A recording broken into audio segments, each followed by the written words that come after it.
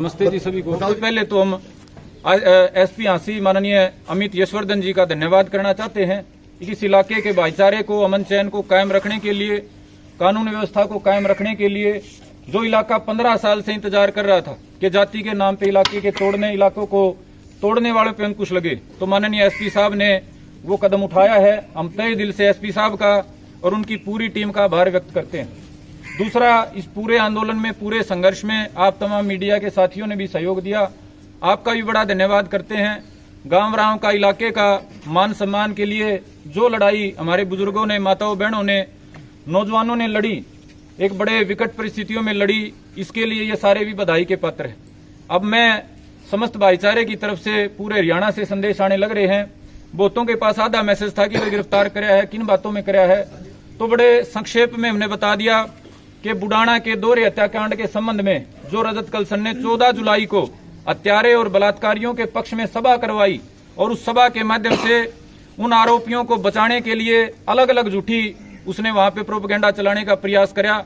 आपने वीडियो सुन ली होगी, दर्शक भी सुनेंगे। जातिवादी गुंडे कहना, पता नहीं कितनी उसने गालियां दी हैं। जिसकी माता चली गई, नृशंस तरीके से जिसको मार दिया गया, ये कहना कि उन्होंने अपने परिवार में प्रॉपर्टी के चक्कर में मार दिया होगा।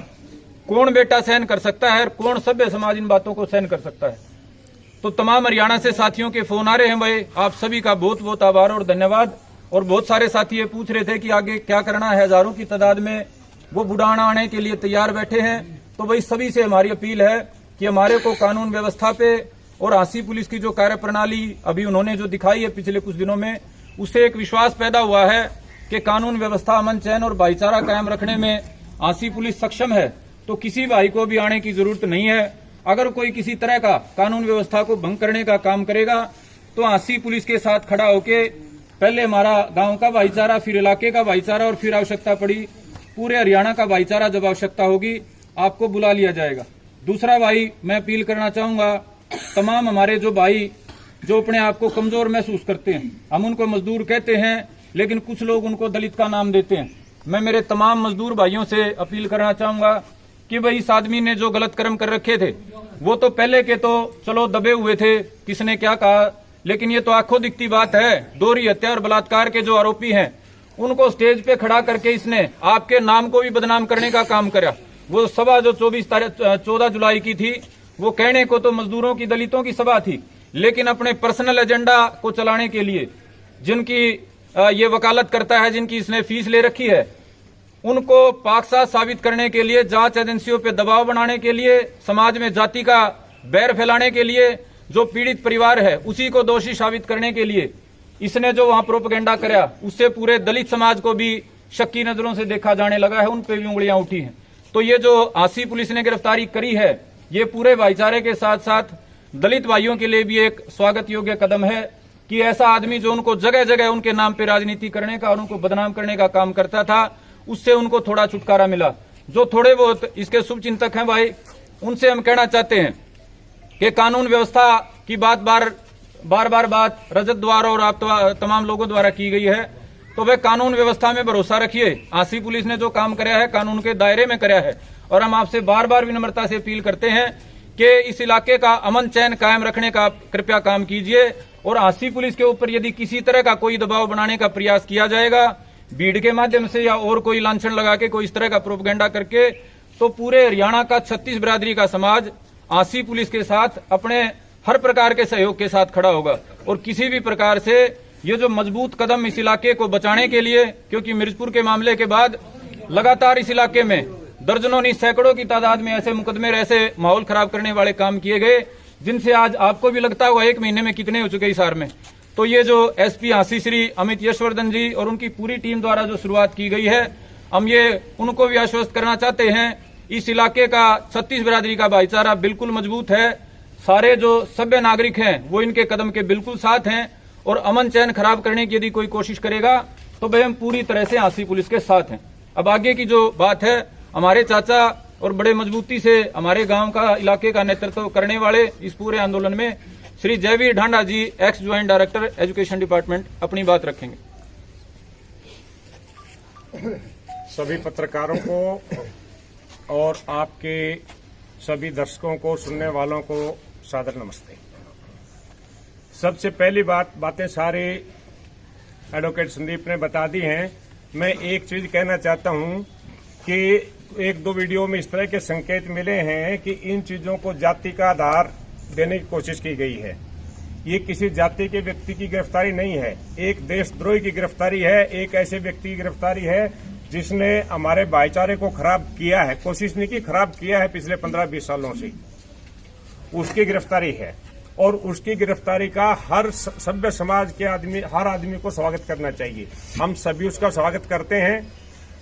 मैंने पिछले शायद 10 दिन पहले आप सभी यहाँ पधारे थे, विशेषकर मेरे भाई बहन या बेटी जितने भी हैं ये पत्रकार, उस दिन भी मैंने एक चीज कही थी, 10 दिन पहले ही कही थी कि अहंकार रावण का भी नहीं रहा, तुम किस खेत की मूड़ी है। आज पता लग गया कि उसमें कितना अहंकार था और वो कितना बड़ा आदमी है। चोर, दुष्ट और अपराधी बड़े नहीं हुआ करते, वो एक समाज का अपराधी है और उसको उसकी मंजिल तक पहुंचाने की शुरुआत आप सबके सहयोग से, गांव बुडाना के सहयोग से और आसपास के जितने भी लोग इस आंदोलन में हमारे साथ जुड़े, वो सतरोल खाप के लोग थे, मेरे 12 भाईचारे के थे, पंचग्रामी के थे और बहुत से गांव के लोग आए थे। उन सब की ताकत का प्रभाव ने आज इसको इस स्टेज तक पहुंचा दिया है।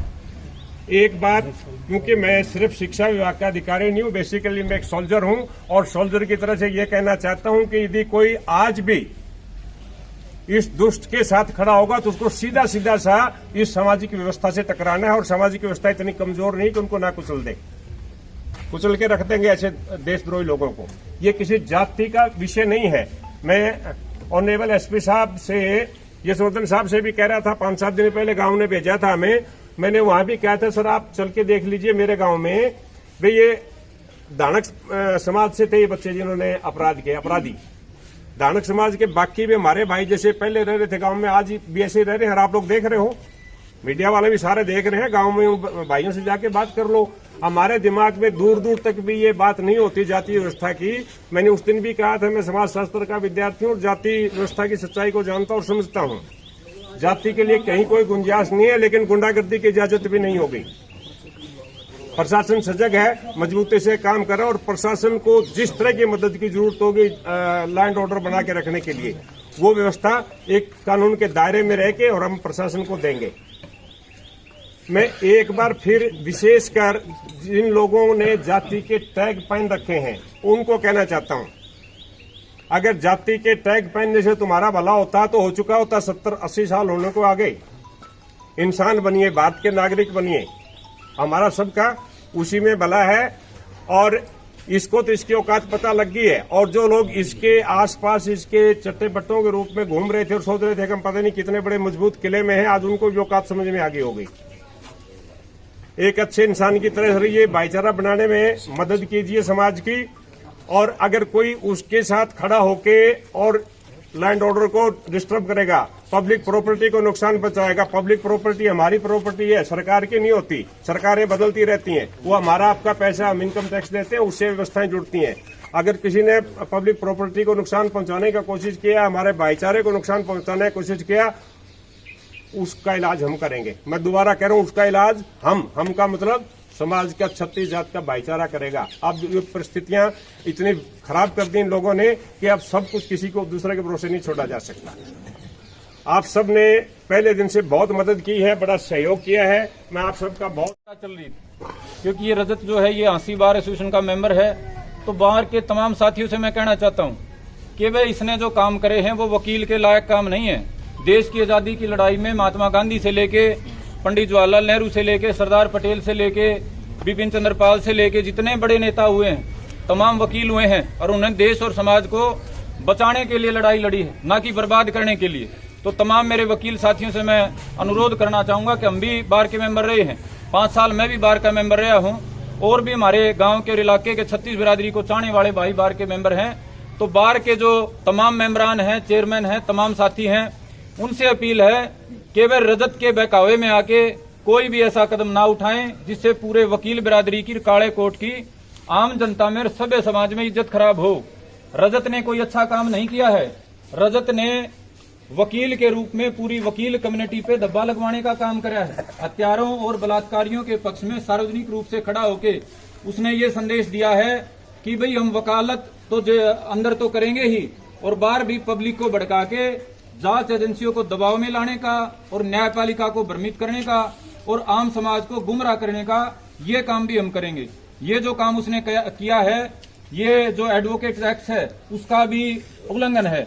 ये वर्क की पहले एप्लीकेशन यहाँ आंसी पुलिस में लगाई है, वो एप्लीकेशन तैयार नहीं हुई थी जो बार काउंसिल ऑफ इंडिया या और बार काउंसिल पंजाब और हरियाणा में लगेगी, उसमें इसकी जो सदस्यता है वो भी खारिज होगी, आप ये तय मानिए। तो इसको वकील मानना बिल्कुल बंद कर दीजिए और ऐसा कोई कदम ना उठाइए जिससे वकालत के प्रोफेशन को और इसकी गरिमा को ठेस पहुंचे।